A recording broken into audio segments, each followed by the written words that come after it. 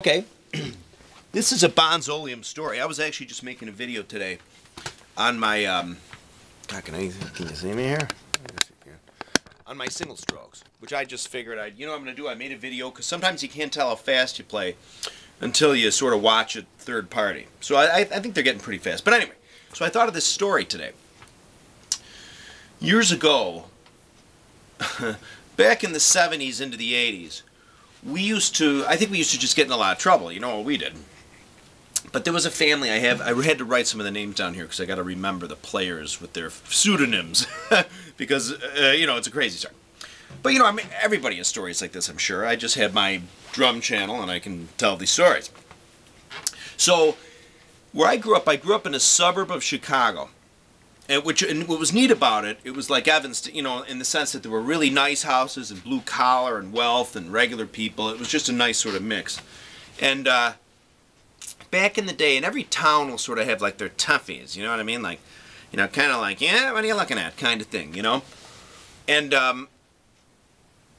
in these days, my friend Murray, whom I remember the video about the rock, we threw the rock, the rock throwing at the disco car. That's Murray, okay? Murray and we used to steal beer from Murray's parents. They drank a lot of beer. And so we'd probably sip one occasionally, But anyway, so we had a lot of beer. Now, in town was this, there were a certain, in any town there's always sort of like toughies, you know what I mean? Like there's, like the, kind of the butch or the, like from, was that from, what was Peanuts with the bully? What was the little bullies? Anyway, but you know what I mean. There's always like a couple toughies in town, Anyway, we had access to this beer because we just swipe it from Murray's parents. And in those days, well, there was a family in town, and two of the younger guys, they were smaller guys like us. We were little guys, I mean, I was, now I'm 5'10", now I'm getting a little chunky. But in those days, we were all little teeny kids. And then again, we were pretty young. It was 1981 or 2, we'll say. So the point is, what I'm saying is we used to trade this beer sometimes for what we thought was pot.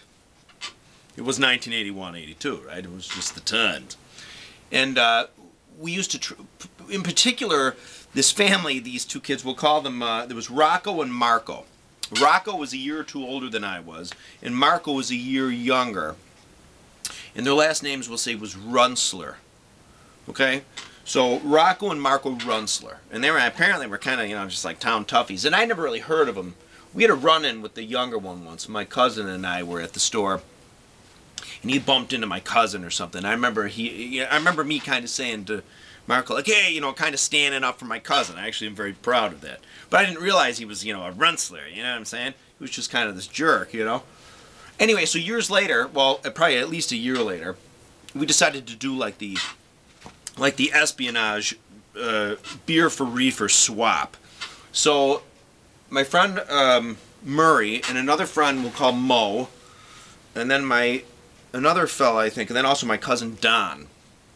We decided then we would have to then take these beers to ROCCO's house. Now he lived in the town we lived in also, which was probably a good maybe 10 to 13 of the thinner blocks, right?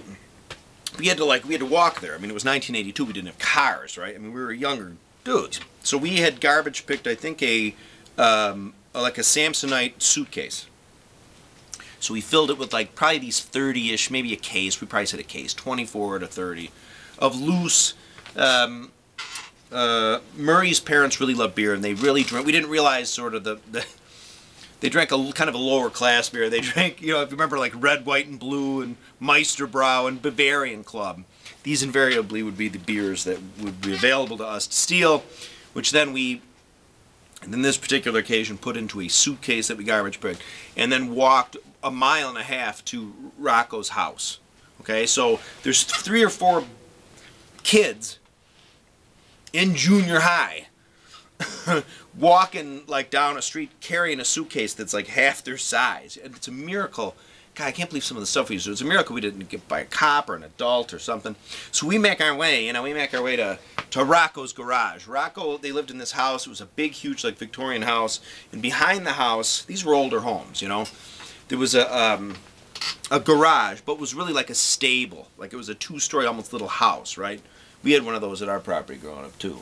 I mean, it was old and, you know, dilapidated-y, but as was this one. But I mean, it was really neat, beautiful on the inside. Remember, we went up there, we climbed the stairs up into the 2nd floor, and you know, there's honest to God, there's like Rocco and like 2 of his, you know, buds, like, you know what I mean?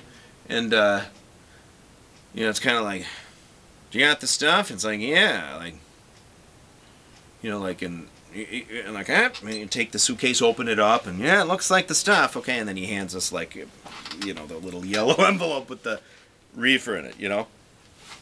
So everyone was happy. It was like, but it's funny because it was really like, you know, in those movies, you know, where somebody comes with like a briefcase of money and the other briefcase either has drugs or guns in it, right? Actually, yeah, I guess reefer was drugs, so we were trading beer, another drug, for it, right? That we swiped from one of his, you know, Murray's parents. So we make this exchange, right? And it's totally, I mean, I think back on it now, and it really was like that. Like, it really was kind of like, here you go. Okay, so we got our, and then we're like, well, let's go to the store. Now, I want to, here's the thing, too.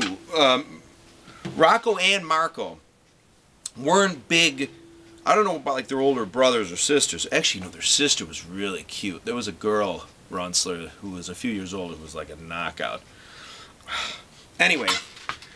But especially, I think Rocco was even shorter than Marco, even though he was a year, well, probably 2 or 3 years older than Marco, and who is about my size. So this Rocco, this tough guy, he was a smaller kid, but he had a way about him. You know, he like looked you in the eye, and he was like, you know, I was like, yeah. And so we decided to walk to the 7-Eleven to get a soda or a Slurpee or whatever. I was more of a white hen guy, but this was sort of 7-Eleven neighborhoodville. So we decided to walk there, you know. So we're walking down the alley, my cousin Don, Murray, Mo, and me, and Rocco, maybe Mark. I can't remember Marco being there, but 1 or 2 of his other, you know, like his. So we're walking down the alley, and we get south, and we get to like a T-intersection alley because it's behind a busier street where the 7-Eleven is. And as we're sort of walking, I remember thinking to myself, like you're on top of the world, you know. You just kind of did like a trade. We traded the beers for, we got pot, you know. It was like, and suddenly this kid comes kind of running out, since we're in an alley between 2 garages. He doesn't really come running out, but he's kind of like this. His clothes are a little torn, and he's got like a shiner, and he's bleeding a little bit. And Rocco knows this kid, as does my friend Mo. They're like, you know, Johnny or whatever, are you okay? What happened? You know, Johnny, you know, is probably our age or maybe a year younger, and he's pretty collected. He's like, you know, yeah, you know, I got into a fight with, you know, Stevie up there. You know, he has my baseball glove and he won't give it back to me. I mean, like, just like that. You know, kind of even Huck Finney, you know, like, I have my baseball glove, you know? And Rocco is you know, is like, yeah? He's like, you mean up there on, like, the 4th floor, like this, the apartment buildings were behind, they're not tenements, but, you know, like common bricked buildings, and then, you know, there's the windows, and then in the center, you know, embedded in there are like back stairs with decks that are usually painted green. Now they're not painted, you know what I mean. So Rocco's like, you know, Johnny, you know, stay here, I'll handle it. So, and now Rocco goes off. He's not a big kid at all. You know what? Now I remember. He was wearing a wife beater, you know. You know, like a Flago tee. You know what I mean? But it wasn't white. Well, maybe it was white. I mean, it was as if this little kid was almost like, if you saw like Sonny in The Godfather. Do you remember when Sonny in The Godfather at one point has like the wife beater shirt on? I hate saying wife beater. I mean, God knows the cowards that beat their wives. But my point is, it really is sort of a colloquialism term for a shirt, which is like a Dago tee. What colloquially is called, you know what I mean. So anyway, so this kid, that's what he's wearing. So he kind of goes marching through the garages and then up the stairs and gets to the 4th floor there. Chunk, chunk, chunk, chunk, chunk, pounds on the door. And the door opens, and it's actually this Stevie kid, the kid that beat this kid up. And Rocco grabs him and like throws him against the wall. And like you know, did you give a hard time down there? Totally. Like, were you picking on... Now, the kid he has against the wall, if I remember, is even a little, honest to God, bigger than he is. You know, back in like, you know, when you're like younger, I mean, that means a lot. He was a bigger kid, not just taller, but bigger. And ROCCO's like, you know, like got him like this, you know? And it's almost out of like a 1940s or 50s,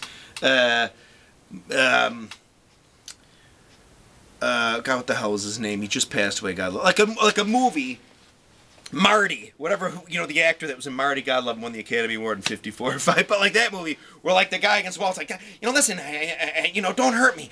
I'll do whatever you want. Like that kind of thing. It was really like that, I swear to God. There's ROCCO, like, and I'm like, boy, like, I can't believe this is happening. Yeah, well, you know, you straighten it out, you know. I think it was like, you know, Stevie, come on up here. You guys, you know, like he like worked it out. Yeah, and the glove was given, and like, yeah, he like made peace, tough guy style. Comes walking out, we're like, all right, let's finish our walk to 7-Eleven and get our Slurpees. I swear to God. That, I mean, it's like, to me, that really does sum up that era. You know what I mean? So we steal beers, exchange it for pot, encounter a Fonzie-type bizarro situation. Anyway, that's another story. So, anyway, I just thought of that today because I was making my singles video. I'm trying to get my singles up to speed via those, you know, like the molery type stuff. But anyway, thanks for watching my videos. Very soon, as soon as the 17-inch drum heads come in, I will make the video upstairs, okay? Thank you. Have a good weekend. It is, what is today? March 27th or 8th, I think. Have a good weekend. Be good. Have fun. See ya.